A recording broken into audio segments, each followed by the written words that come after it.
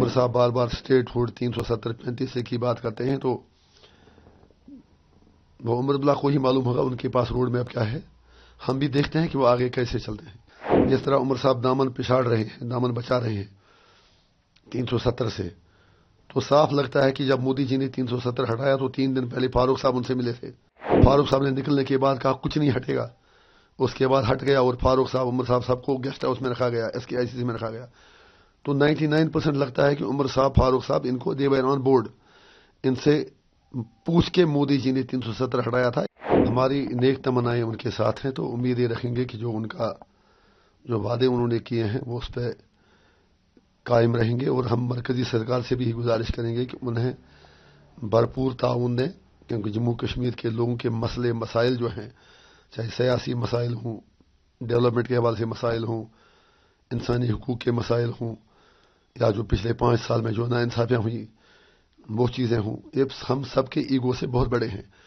तो इलेक्शन का वक्त गया है, अब मसाइल के हल की तरफ तवज्जो देना बेहद ज़रूरी है। और ख़ास तौर से जो उमर साहब बार बार स्टेट हुड 370-35 की बात करते हैं, तो वो उमरुल्लाह को ही मालूम होगा उनके पास रोड मैप क्या है। हम भी देखते हैं कि वो आगे कैसे चलते हैं। हमें ये भी रिपोर्ट आ रही है कि अगरुल्लाह और उमरुल्लाह में कुछ खानबान हुई है आर्टिकल्स की, उमर ने बोला कि ये फूलिश है भी मांगना वापस। मुझे नहीं पता, वो आप उनसे पूछ लें, उनके घर की बात है, मैं उसमें नहीं पढ़ना चाहता, उनके पार्टी की बात है। लेकिन इतना तो अब क्लियर हो रहा है, जिस तरह उमर साहब दामन पिछाड़ रहे हैं, दामन बचा रहे हैं 370 से, तो साफ लगता है कि जब मोदी जी ने 370 हटाया तो 3 दिन पहले फारूक साहब उनसे मिले थे। ये मैं आपको बड़ी बात बता रहा हूं, 3 दिन पहले फारूक साहब उनसे मिले थे। तो फारूक साहब ने निकलने के बाद कहा कुछ नहीं हटेगा, उसके बाद हट गया और फारूक साहब उमर साहब सबको गेस्ट हाउस में रखा गया, SKICC में रखा गया।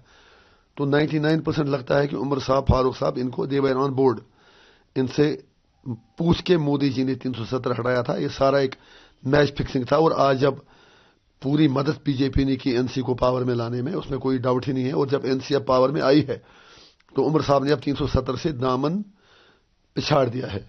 तो लिहाजा आगे देखिए, अभी तो स्टार्ट है, देखते हैं आगे कैसे क्या करते हैं। स्टेट हुड के लिए हमने उनसे रिक्वेस्ट की थी कि आप थोड़ा दबाव बढ़ाएं, आप ओथ ना लें, उन्होंने माना नहीं।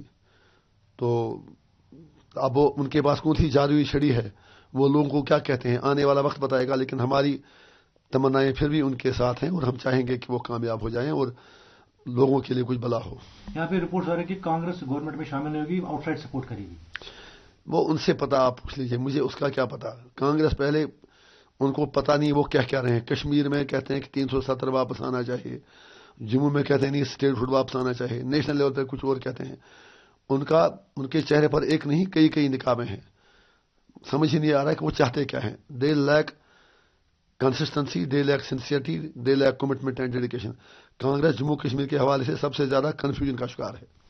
ऋषि साहब, आपको भी पता है साको समिट चल रहा है पाकिस्तान में, आप MP है बॉर्डर एरिया के, तो क्या उम्मीद है आपको वहां जयशंकर जी से? हम ये चाहेंगे कि काश इन दोनों मुल्कों को अकल आ जाए। ये दोनों मुल्क ये समझें कि आप कहते तो सब हैं कि हमसाये बदल नहीं सकते, लेकिन कहने और करने में बहुत फर्क है।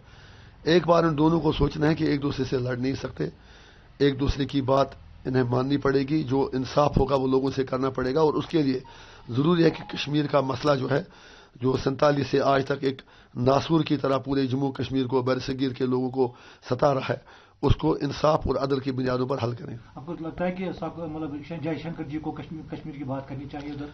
जरूर करनी चाहिए, सीधी बात है। क्योंकि जब हिंदुस्तान की बात करें, ये कहते हैं कि POK और गिलगित बल्तिस्तान के लोग इंडिया के साथ आना चाहते हैं, इनको वो बात करनी चाहिए। वो तो कहते हैं कि सारा कश्मीर हमारा है। ओब्वियसली दोनों लोग बात करेंगे, एक कम से कम एक रियलिस्टिक अप्रोच लेके जब जाएंगे, सिंसियरिटी जब होगी, तभी अपने लोगों का भला करेंगे। हमारी दोनों सरकारों से गुजारिश होगी, आप जम्मू कश्मीर को एक इंसानी मसले से देख लें। ये कोई पॉलिटिकल मामला नहीं है, ये इंसानी मामला है, जिंदा लोगों का मामला है। यहाँ पर 47 से आज तक लाखों लोग मरे हैं, चाहे कश्मीरी मुसलमान हों, पंडित हों, फौजी हों, मिलिटेंट हों, पुलिस वाले हों, हर हैं तो सब इंसान ही, सिर्फ लोग मर रहे हैं, निकल क्या रहा है। तो इसलिए बेहतर तरीका है कि मिल बैठ के अपनी ईगो को, अना को, अपने गुस्से को एक तरफ छोड़ के एक रियलिस्टिक रेजोल्यूशन निकाल दें।